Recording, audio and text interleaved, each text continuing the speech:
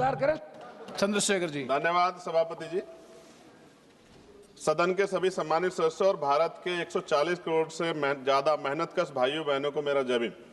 जिनके खून पसीने की कमाई से सरकार चलती है, यह 25-26 के पूरक अनुदान मांग का पहला बैच सरकार की घोर नाकामी का जीता जागता सबूत।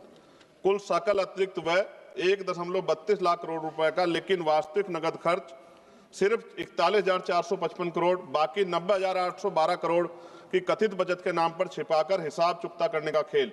फरवरी को मुख्य बजट असत्य और खोखला साबित हो गया। बड़े बड़े वादे किए थे, अब इमरजेंसी में अतिरिक्त पैसे मांग रहे हैं। यह कोई मामूली गलती नहीं बल्कि सुनियोजित लूट और जनता के साथ विश्वासघात है। हम जोरदार मांग करते हैं कि शून्य आधारित बजटिंग तुरंत लागू करो, सीएजी से स्वतंत्र और सख्त जांच करवाओ।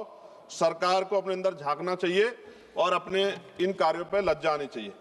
सभापति जी, एससी एसटी ओबीसी को वैसे तो नुकसान नहीं पहुंचा पाई सरकार, तो निजीकरण का एक बहुत बड़ा खेल किया। और इंडिगो ने क्या किया? आपके पास कोई व्यवस्था नहीं थी कि अपने जो जनता थी, पैसेंजर थे, उनको कोई आवश्यक सुविधा उपलब्ध करा पाते। तो निजीकरण के आड़ में एससी एसटी ओबीसी को नुकसान करने के चक्कर में बहुत नुकसान किया और एससी एसटी ओबीसी के बहुत सारे पद रिक्त पड़े सेंट्रल यूनिवर्सिटी में, प्रोफेसर, असिस्टेंट प्रोफेसर के। रक्षा के पर 41,000 करोड़ से ज्यादा की मांग। विमान, हथियार, मशीनरी के नाम पर मनचाहा धन उड़ा रहे हैं। एचएएल में देरी के बावजूद काल्पनिक बचत दिखाकर हिसाब बराबर कर रहे हो, यह पारदर्शिता या धोखा। गृह मंत्रालय का खर्च फट पड़ा है जनगणना, आईसीटी और क्षेत्रीय पैकेज के नाम पर, लेकिन मणिपुर में आज भी हजारों लोग बेघर सड़कों पर भटक रहे हैं। सुरक्षा बल तैनात है, लेकिन शांति और पुनर्वास कहां? यह दिखावा है या वास्तविक सुरक्षा? मानवीय संकटों को नजरअंदाज मत करो। दिव्यांगों को मजबूत करने के लिए कोई योजना नहीं बनाई। भ्रष्टाचार चरम पर। टेलीकॉम में बड़ी कंपनियों को जीवन रेखा देकर जब 1.2 करोड़ नौजवान बेरोजगार भटक रहे हैं, युवाओं के साथ छल क्यों कर रहे हो? युवाओं को किसके भरोसे छोड़ रखा है? युवाओं ने क्या बिगाड़ा आपको? यह जनता का खुला अपमान है। सफाई कर्मचारी आज भी सीवर में मर रहा है और हम चांद पे चले गए। विदेश मंत्रालय विदेशी प्रोजेक्ट में फिजूल खर्ची कर रहा है, जबकि घर के बच्चे स्कूल छोड़ रहे हैं। 65 लाख बच्चों ने स्कूल छोड़ दिया। सरकार का डेटा मंत्री ने जवाब दिया था। यूपी दूसरे नंबर पे, पहले पे गुजरात है। स्वास्थ्य सेवाएं लाचार है। विकलांगों को मामूली मदद, संस्कृति विरासत सड़ रही है। सभापति जी, क्षेत्रीय असमानता बढ़ा रहे हो। कुछ यूटीज को फोकस करके गांव कस्बों को बुला दे, जबकि भारत गांव में निवास करता है। माननीय सभापति जी, यह दस्तावेज देश की अर्थव्यवस्था गहरा आघात है। हम इसे पूरी ताकत से खारिज करते हैं।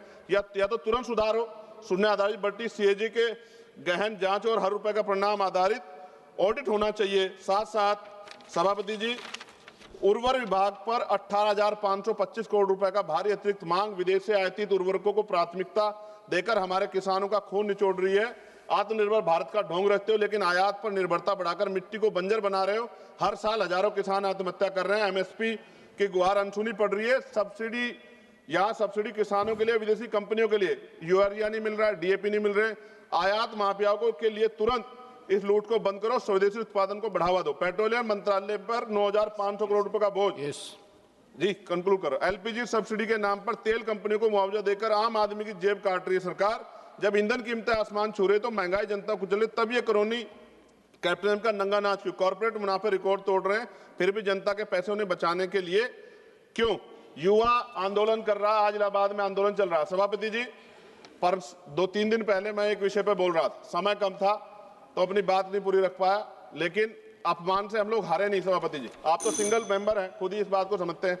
तो मैंने यहां जाके मेरे साथियों ने कहा कि आपको कम समय दिया। मैंने कहा भाई वहां संख्या आधारित है, हम लोग संख्या बढ़ाएंगे, हम लोग मेहनत करेंगे, संख्या बढ़ाएंगे।